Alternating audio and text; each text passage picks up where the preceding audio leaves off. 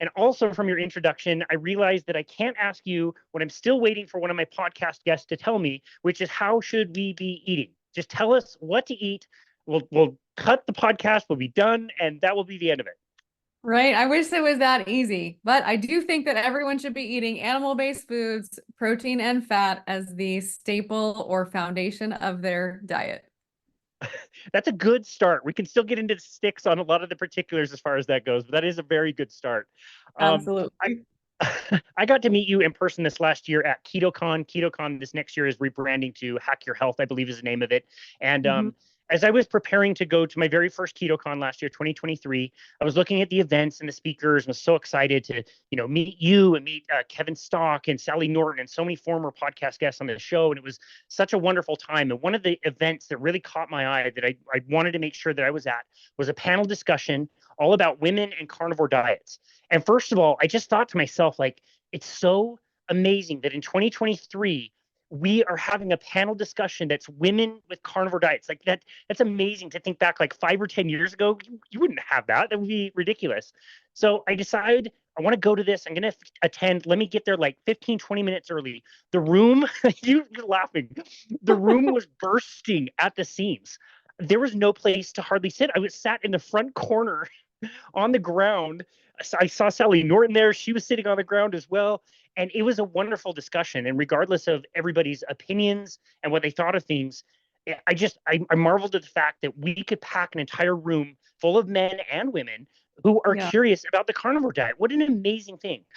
Yeah, it was awesome. I remember as we were sort of getting ready to go on the little stage and in the breakout room, people just kept coming and coming. And there was men and there was women, even though this was supposed to be like a quote unquote women's panel.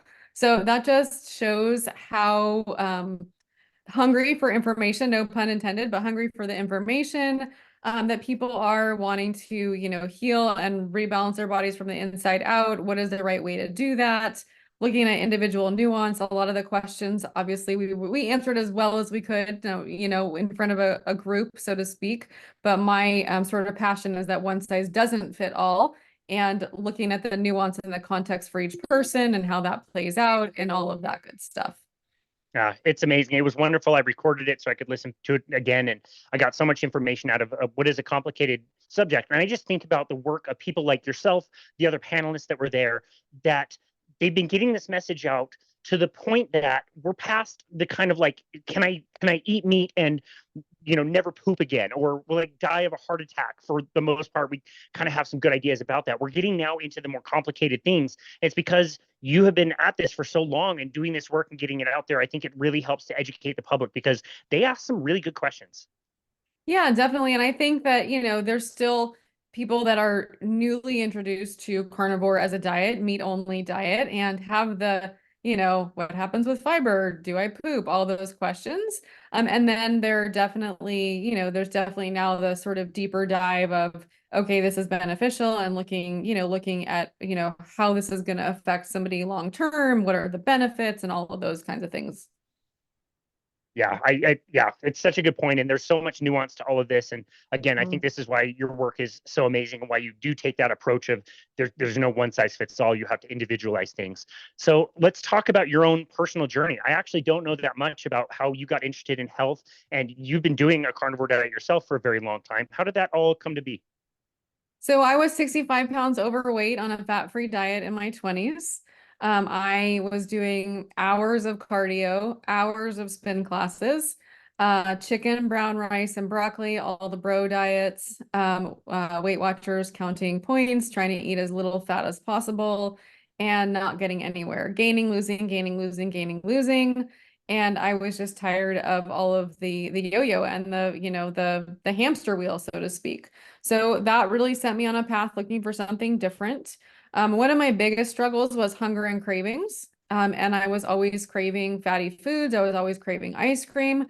I always say like there was never a shortage of ice cream happening in my body, but what was I short on? Good quality protein, good quality fat. So around in my quest for a different way, because all the ways that I had tried weren't working, I sort of fell into like low carb keto. At the time was a big focus on Atkins. 20 or less carbs, and increasing protein and fat. I always tell people that if you think that it's not mainstream now, go back to 2006, 2007 and trying to do a quote unquote low carb or keto diet. Well, we all know that ketogenic diet has been around for a lot of years for medical issues and things like that. It wasn't really looked at as far as like a regular way of eating. So I just decided to start transitioning because all of the other stuff wasn't working, so I had nothing to lose. And then as time progressed, I started to lose some weight. I started to feel better. I started to get more control of my hunger and cravings. I still had some hormone and gut issues, and that's where I, around 2008, got into functional medicine and functional medicine certifications and things like that. And then kind of fast forward a little bit, a few more years, my first experience, I should say experience and experiment personally with intentionally doing carnivore was around 2012. And so everything else from there just kind of progressed and, always continue to better myself, my hormones, my gut health. I had breast implants. I had those removed a few years ago. So I have, big story around that. But just over time, I realized that, actually, I should say soon after I started on the nutritional side of things and just got into the functional medicine, I figured that I wasn't the only woman struggling with fat-free diets, lack of weight loss, yo-yoing, all the hunger, all the cravings and issues in my early 20s. Well, doctors said, oh, your blood work is normal. So my question was, then why do I still feel like crap?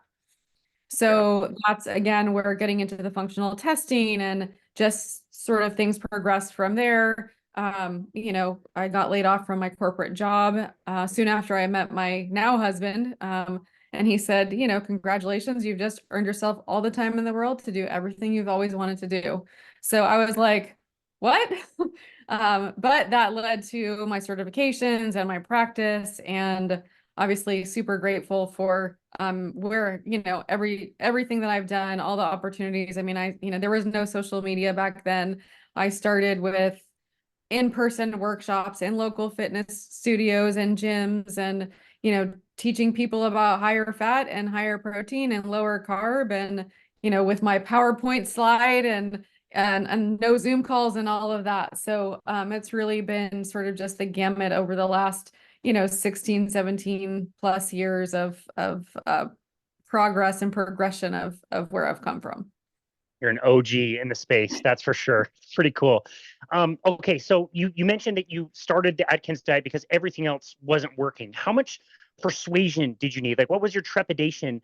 Like, surely you must have had some reservations or thought of like, can I really eat this much fat? If I was gaining fat, not eating fat or eating low fat, how is this going to work if I start eating more fat and all the calories? Like, did you hesitate at all before like jumping into that? So trying to like really sort of think back, like I said, I had a lot of cravings, and I remember sort of this distinct moment of like craving steak and craving cheese and feeling like, well, what if I just ate those foods? Like, what would happen if I just ate those foods?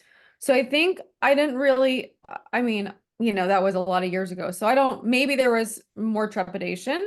But I also was like I said, well, what I'm doing isn't working. So the worst thing that could happen is I could do this other thing. I could eat these other foods and it still wouldn't work, So there wasn't a lot of concern, more of like, well, what if I just try this and it does work? Yeah, I see. And the red meat thing, I find this more common, especially with women. It seems like regardless of what diet you're on, if you're trying to get more animal protein, whether you're doing low carb or carnivore or whatever, it seems like women, when they first transition on, red meat is kind of tough and difficult to get them to want. And they'll start with like chicken and fish, but before long, it'd be like, okay, I'll have a nibble of steak. Okay, maybe I'll have a little bit more steak. To all of a sudden, most of the women that I know turn red meat savage over time, and I think it's their body really recognizing where those nutrients that their body needs is truly coming from. Is that something you've noticed as well? Yeah, so I would say there's sort of a few things with that. First, yes, I think that just the brainwashing of the dieting culture and red meat is bad is where people come from. So they might not realize that their story is red meat is bad, so I'm going to eat chicken and fish and lighter white meats kind of thing. And the other piece of that puzzle is digestive function. So if they're not eating a lot of red meat and they're not eating a lot of meat protein in general, and they're relying on countless other plant-based proteins, they might not, or they've been vegetarian or vegan for any period of time, they don't have the digestive capacity to digest meat as they might need to. So that's why they might feel like I can't digest those foods, or I can't have those foods, or whatever their story is around that. So I do think that some of it is mental, some of it could be like digestive, low digestive capacity. And so it can take time to build that up. There can be strategies to build that up. Again, just kind of, there's the fear of it shifting into like, it's okay to eat red meat. It's okay to eat these foods. My body can accept these foods. And I always say like our bodies hear everything our mind says. So if our mind is saying no red meat is bad, I eat chicken or fish, blah, blah, blah, whatever that story is, the body is going to also possibly reject it because we're stuck in that sort of cycle. Whereas if they say to themselves, I feel safe eating red meat, I feel good eating red meat, I accept eating red meat, those types of affirmations, if you will, that can really help with the process.